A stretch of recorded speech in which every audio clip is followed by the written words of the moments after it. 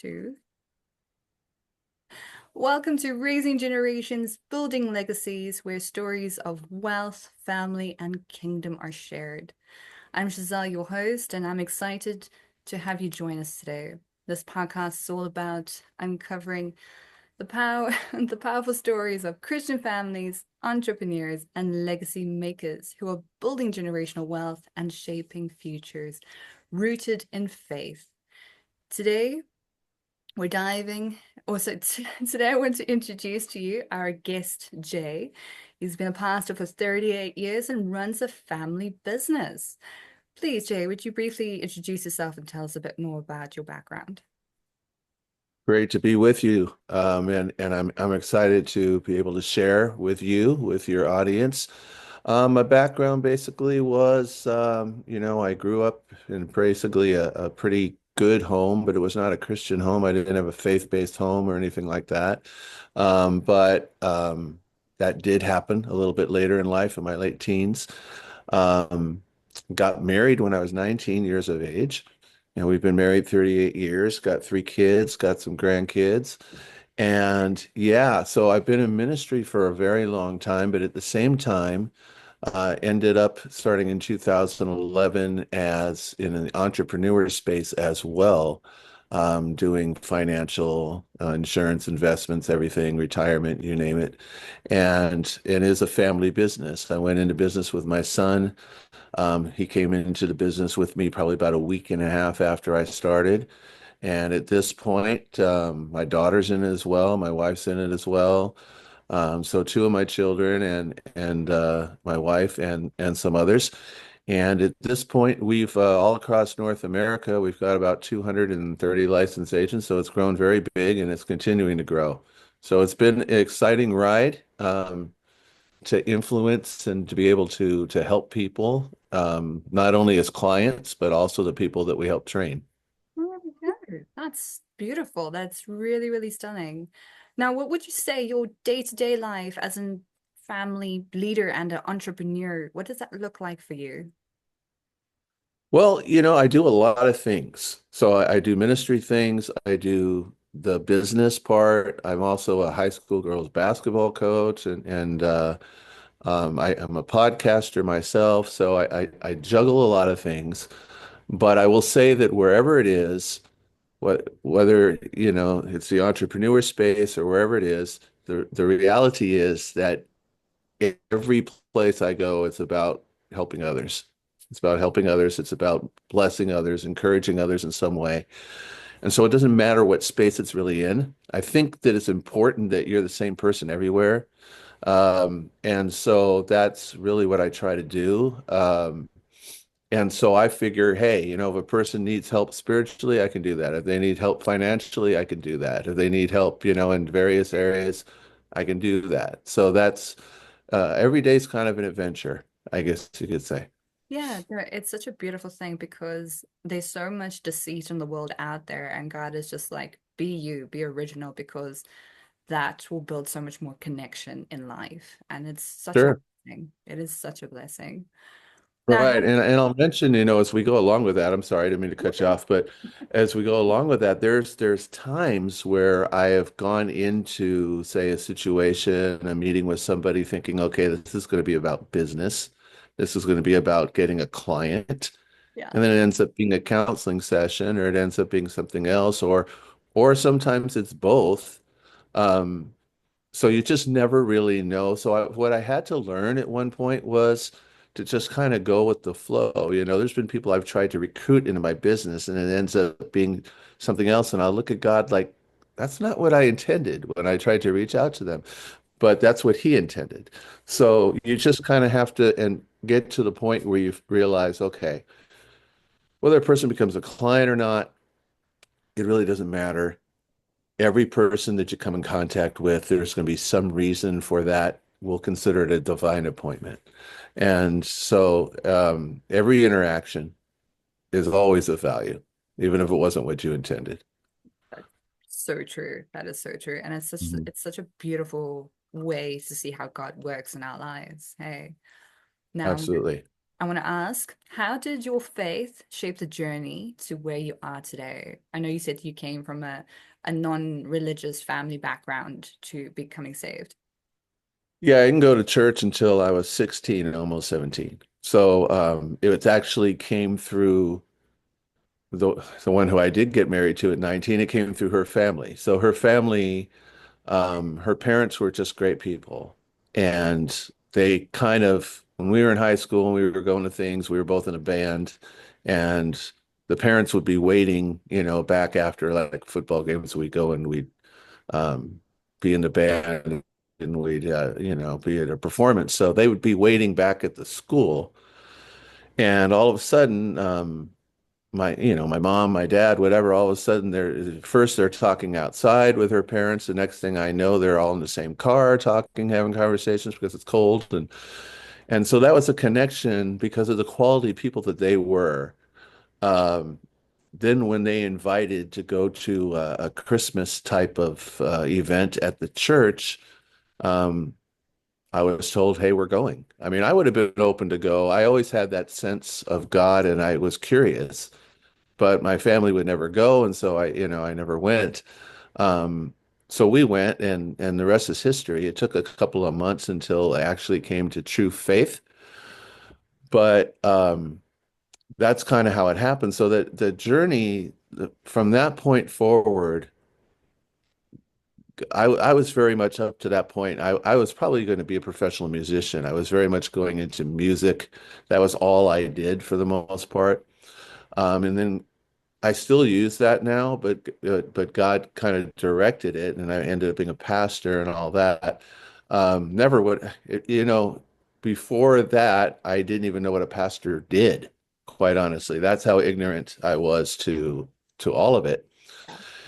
And so faith, everything I do now, whether it's coaching, whether it's entrepreneurship, whatever it is, Yeah. to me, everything is put through a filter. And faith is the filter. So, can I serve God and glorify God while doing this? Yeah.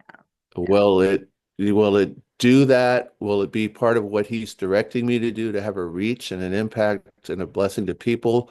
Or does it detract from that? So that's the filter for me. If I see that He's opening it up and there's a part of that about it, then I'm going to do it. If not, then even though it may not be necessarily bad in and of itself, I just don't have time to do it. So that's kind of, I guess, to answer your question, it's an overriding factor really in those decisions. And that's such a beautiful way to look at it. I think a lot of people, especially faith-based people, don't always live life with a filter. We just live life just to survive. And that's not the way Sure. we intended it to be. So that's really inspiring and such a beautiful story. Thank you for sharing. Yeah, going along with that real quick, you talk about survive. And so there are some things that I've had to do over the course of time before having more success in the entrepreneur space. Building that takes some time. A lot of people think that's instant, and it's not. In fact, most people do not succeed because they won't push through what's necessary to actually get there. They want it to be like a microwave. I popped it in for 3 minutes or 3 months or whatever it was, and it didn't work. It's kind of like the person that goes to the gym, they go there 2 weeks and they're like, I'm still, to me, I'm still fat. I'm still not in the greatest of shape. This doesn't work. It takes time.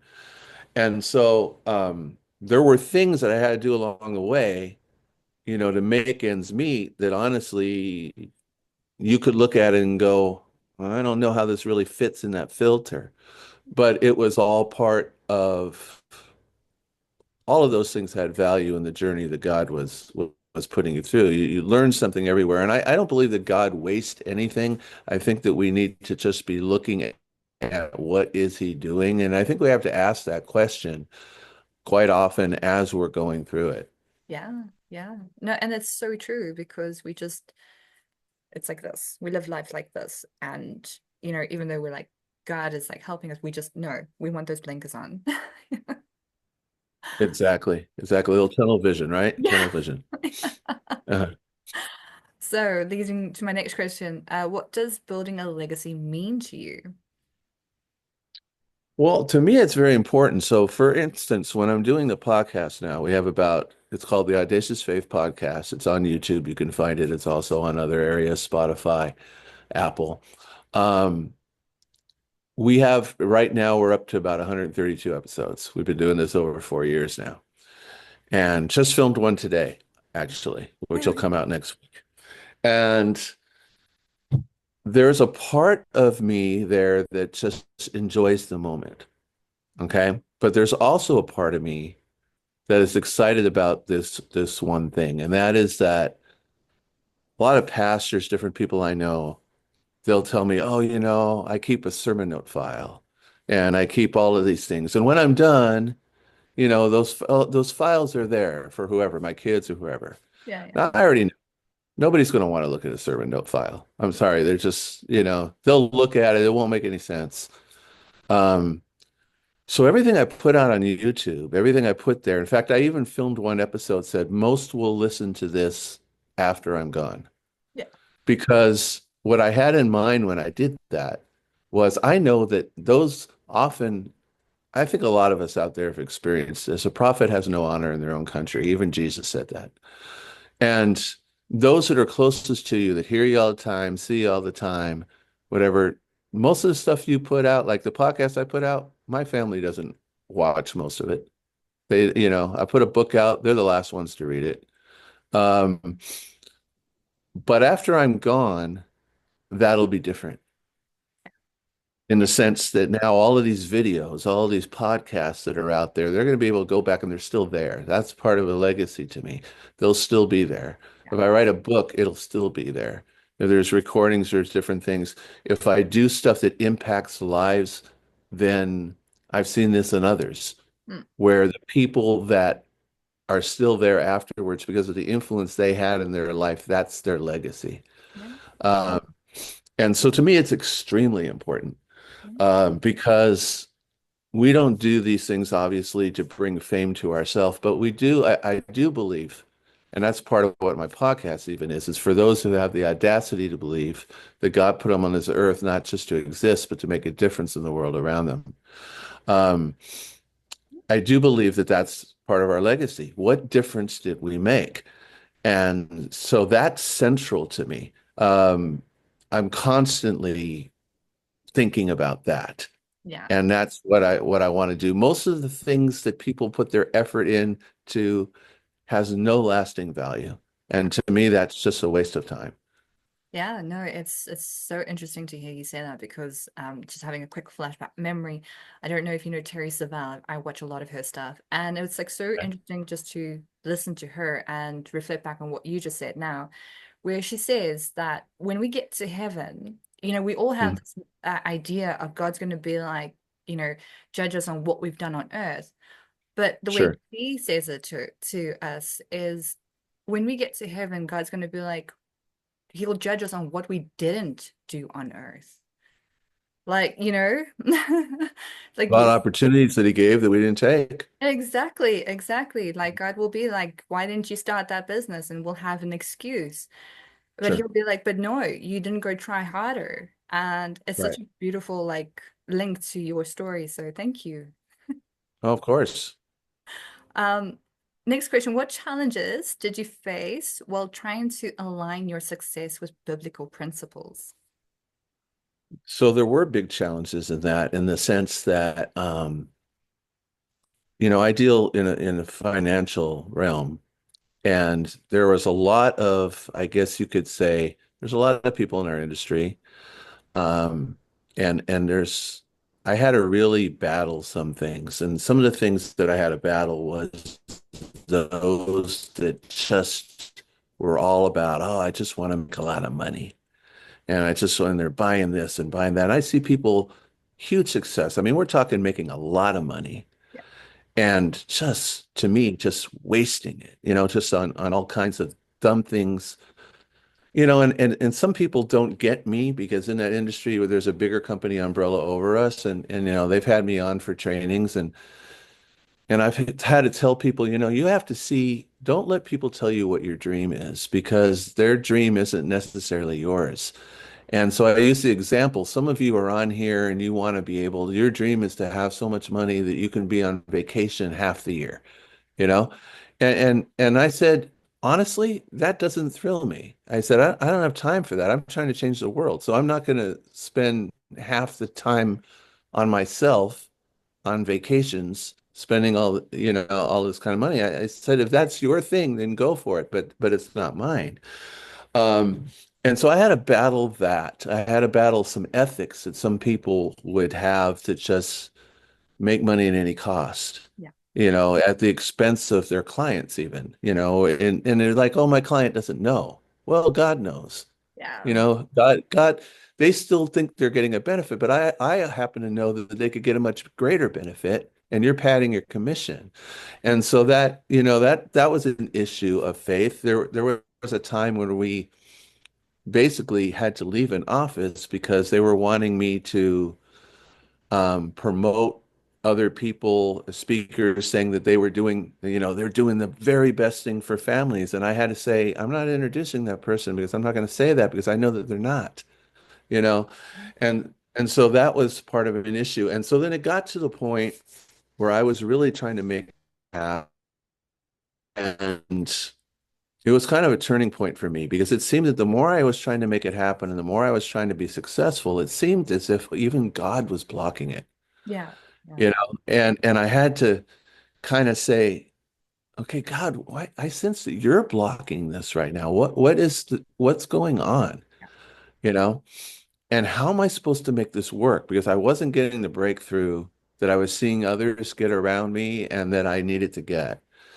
And then God brought me back to the scripture where he says, what are you supposed to be seeking first? He says, you seek first my kingdom and my righteousness, and everything else I promise that you need, I will add. Yeah. But you've got things in the wrong order. And a lot of people have things in the wrong order. It's like, let me get successful first, and then I'll have time for God. God says, no, you put me first, and I'll add the rest. And it's so much easier for him to add the rest than us to try to add the rest on our own and then to do it the backwards way. When I did that, and it took like 4.5 years into this entrepreneurship to finally get that through my head, Yeah. because I kept listening to all the pressure of everyone else saying, no, this is what you got to do. This is what you got to do. Finally, I just like, God, I'm not going to fight you anymore. Mm. And I'm just going to give it to you. I'm going to focus on your kingdom first. And I got to tell you, it started falling into place after that. Nice. Um, that was the key. And I guess I had to bang my dad used to have a phrase that really rang true here. And some of you have heard it. He says, the greatest thing about beating your head against the wall over and over again is it feels so great when you stop. And it felt great when I stopped, quite honestly. Um, so that was really, I think, one of the tensions there and how I had to try to balance that through a faith lens. Yeah.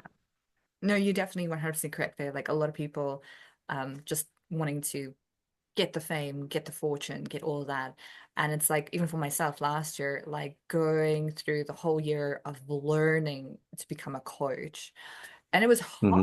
It was hard. That came now just past December. I was like, you know what, God, I'm actually going to start putting you first in my life. Even when I'm Sure. sitting down at my computer, I'm going to read the Bible. I'm going to pray. I'm going to thank you for the abundance of clients that I might not have now, but I know that I Right. will have. And it's Yes. just a lot of people don't do that. No, they don't because and we're taught not to do that. Yeah. Yeah. If you're going to be successful, you got to hustle, you got to grind. It's a grind. You got to, do it. You got to only sleep 4.5 hours a night, although now they're changing that. But that's what I was told early on. Now they're like, oh, you need to get more sleep so you can be more productive. But in the beginning, I was told, oh, if you're sleeping 6 hours and 6 or 7 hours, you're lazy. You don't need all that. And that's not really true. It's actually very unhealthy. It's not beneficial. Yeah. No, it really isn't. I believe it's now between 6 to 8 hours. So yeah, no. It's Yeah, exactly. it's just we can't keep up with society. Hey, it just keeps mixing our brains. exactly. They change it every 5 to 10 years. This is Exactly. what you should eat. Oh no, now that's killing you, and then it's just back and forth. It's can't keep up with it. So, what values or principles do you hope to pass on to future generations? So I think the biggest one would be this, and that is, seek God first, like I said. Do the right thing, do what he's telling you to do. Um, Again, every person, I teach this even to the girls when we coach high school girls basketball. Everybody has value. You have to understand that. Everybody has value. So often in society, we rank people, we make judgments. Okay, this person has a certain value, this person has a certain place. God doesn't do that. Everybody has value. And even in the Bible, it says, in James, it says, God is not a respecter of persons. And so we're not supposed to be a respecter of persons either. Yeah. So every contact, every person you meet, I mean, there's really two things that God tells us to do that he says in the New Testament is kind of everything else hangs on it. And Yeah. that's to love him and to love others as yourself. Yeah. Um, and by the way, that's one thing that I do want to pass on to others as well. I was taught early on in my faith, oh, we don't love ourselves. That's conceit. Yeah. We're sinners. And all that. And that's true. We are. But we're also, put it this way, God demonstrated his love toward us that while we were still sinners, Christ died for us. If he thought enough of us as his creation in a state of sin that he would love us, then us hating ourselves and thinking, oh, I'm just awful, I'm just terrible, that's not what God sees. Yeah. So it doesn't mean we're conceited either. But at the same time, we need to see a little more value in ourselves as God sees it. And at the same time, that same value is found in other people. And so the greatest thing that we can be doing is loving God and loving others and doing all that we can to be a blessing to others. Exactly. No, exactly. Like, just to add on to that, in my coaching business, I know it's all about self-work and self-healing and all that kind of stuff. But I feel like Hmm. the face side of it, a lot of Christian people go, no, it's wrong to do that. I can't do that. I can't heal. I can't work on myself. It's all like you said, it's all self-love. And no, no, no, no, no, it's wrong to do that. And it's been so interesting to see that growing up and also just within my coaching period that I'm like, no, it's wrong. Go back to the Bible, see Hmm. what it says. God loved us first, but we also sinners. We got to work on ourselves to become more like Christ. Because I mean, Exactly. think Jesus was, Jesus had emotions as well. I mean, he Hmm. did get angry. He did Yeah. have emotions. He did cry. But Yeah. it's just such a beautiful thing to be like, he knew how to handle that. And we are not him, but we can work to be Right. like him, So And that's the goal. Yeah. More and that more is, every day. Right. yeah, yeah. What advice do you have, for Christian entrepreneurs to honor God in their work? Well, that's the thing. So a lot of the clients that I get now, I don't chase people anymore. I don't chase down clients anymore. There's the deal out there about, oh, you got to be prospecting and you got to be doing all of this. And I'm not saying don't do that. But at the same time, I will say to the majority of clients, people that I work with, people that end up I train in business, um, it comes naturally through relationships and reputation.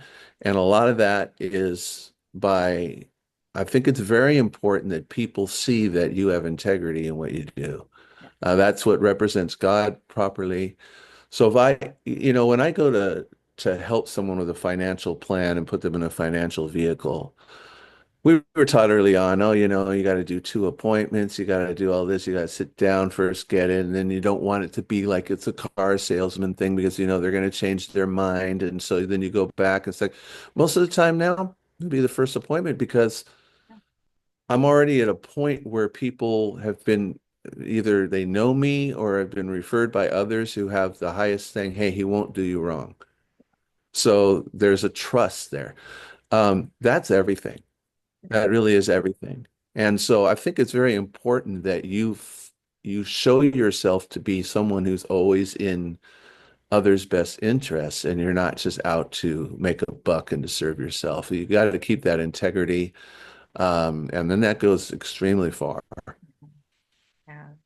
No, it's so true. Just be genuine, be you, because that's what people crave. They don't want, Yeah. yeah, they don't want that fakeness of, like you're gonna sell to me, or no, be you, be genuine. Like, Yeah. I was told a little while ago that people don't want to be sold, yes. but they do want to buy. Exactly. Okay. And what they're really buying is not necessarily the product. What they're buying is you. They're buying that connection, your belief in what they're doing. I know I can think of one example which is very vivid. We were trying to get a car, and this is when we were really having trouble and it was getting really hard to qualify. And we went to this one car dealership and they were saying, you need this amount down. We're like, we don't have that, and you need this payment. And it's like, we already told you we can't afford that. It needs to be in this parameter. And they just kept pushing and pushing and pushing. And I didn't like the tactics that they were doing. And so we ended up leaving. And then we ended up at this other one later on, just a few hours later. And I don't know, there was a lady there. She was, yeah, she was in sales, obviously, but she was so personable, spent all kinds of time with us, sharing about herself, sharing about whatever. The sales manager came over and he's like, "Yeah, let me see what we can do. Let me, and Yeah. you could tell they were really genuinely trying. It turned out that the deposit that they needed, the down payment that they needed, was almost as much as the other place. And we really were going to have to find a way to do it, but they were working so that they could get the payment down. Mm. And we spent about an hour and a half or so while they're trying to get this deal set up and everything. And there was a point where she got up and left, and it was just me and my wife there. And we were at the point where it's like, you know what? Even if we have to figure it out, we want to buy from her. Yeah. Yeah. We wanted to buy from her because she was a genuine person, Yeah. and so it wasn't that the car was, it was the same type of dealership. So it was basically we were looking at the same vehicles. Yeah. But at that point, we're the first time we're like, no, we don't want anything to do with you people. Here it's like, oh, we got to find a way to make this work. And it was all the whole difference was the person. Yeah. Yeah. No, it's so true. It's so 100% true. It's I have to reflect a little bit here with myself as well. It's like I have gone through shiny object syndrome last year, and I have to agree with Okay. you. There were so many people that I spoke to, and I jumped on all these, and I actually realized this year that there are three people that I really connected with so beautifully Okay. because they were genuine, they were real, and Right. I get that. I get that where you're like, because they were that authentic, they were that real. I want to invest with them, and I will find a way to invest with them. And Sure. that's like such a great feeling where everybody else is like you say, like sell, sell, sell, sell, sell. Like, no. Yeah. Exactly. At the end of the day, hey, you know what? At the end of the day, let me show you what I think works for you. If it works for you, great. If not, we're still friends, okay? Uh, and most of the time, some people might even say, well, that sounds like a tactic. Well, if it comes across as a tactic, then it is a tactic and it'll be shown. But if it's genuine, that also comes across as well. Yeah, no, like it's like the Lord said in the Bible that all will be even things that were hidden will be shown. There's nothing that we will not see. I mean, God will always protect us when he needs to, but Yeah, what is hidden, he will always show us. absolutely. You're So, right. thank you. So to end off here with the last question, Okay. are there any resources, scriptures, or books that you have especially implemented in your journey? So the different resources, verses, for example, I love Ephesians 3:20, Yeah. where it says that God's able to do exceedingly abundantly above that which you could ask or think. The reason I love that passage, it's probably my favorite passage in the whole Bible, is because I've always been a big thinker and people think I'm crazy. and that's okay. I mean, my own wife will look at me sometimes going, "Okay, you're just making me nervous. That's too big," you know, and here's what I know though. There's nothing that we can think of, according to that verse. There's nothing that we could possibly think of that God can't do. Because it says he could do exceedingly abundantly above that which we could even ask or think. So it's never crazy. If you're out there and you're thinking people look at you like you're crazy because you think God's put these things in your head, it's not crazy. He can do it. It may be a journey, but he can do it. And so I love that verse. I've been inspired a lot by books by, say, John Maxwell. Another person that's inspired me a lot is Ed Milet, for those who might be familiar with him. Um, in fact, he was connected with our business, and my son is actually a personal friend with him. And so that's good. And then I'm getting to write my own stuff right now, which I just came out with a book called The Audacious Faith Playbook. You can find that on Amazon, and there's a companion guide that's coming out in 3 days, which allows you to work through it as well. And it takes all the major themes of areas of life that God has shown me over the years that I've ended up becoming my favorite messages to share with people. There's 14 of them in there. And it's very inexpensive, by the way, too. I put it out there for as low as Amazon would let me put it out there because I just want people to have it. Yeah, yeah, Okay. I know in the US, I don't know where your people are watching, but in the US, it's $5.99. So it's like you know, um, but those things are very important to me, and I wanted to get that out to the world and put it in the hands of as many people as possible. yeah. No, that's so beautiful. I'm gonna make sure that I have all the links to the Amazon for your book and all the in the description. And Okay. Yeah. yeah, definitely in like your social medias and stuff. So whenever whoever wants to look you up, they can definitely do so with ease. Feel My free to contact me. I love to get back to people. Yeah, I definitely will if they do. Perfect, perfect. My dear, I want to thank you so much for coming out and joining us today and sharing such beautiful insight and value. I'm sure the audience will take so much value away from this, and I'm sure you'll definitely have a couple of people reach out, and may God bless them and bless you for the connections Look that you'll be forward to it. making. Great. Well, thank you for having me. I appreciate the time. You asked great questions and had a great time with you. Yeah, no, thank you so much. Well, thank you to everyone for joining us today at Raising Generations, Building Legacies. I want to say I hope today's conversation with Jay inspired and encouraged you to take bold steps towards building a God-centered legacy. Remember, every small act of faith and obedience today impacts generations to come. If you enjoyed this episode, please subscribe, share it with someone who needs encouragement, and leave us a review. It helps us to reach more listeners like you. Stay connected with us on all social media platforms for updates and inspirations on future episodes to be dropped. And until next time, keep building a keep building a God glory kingdom and leaving a legacy that lasts forever. Take care and God bless.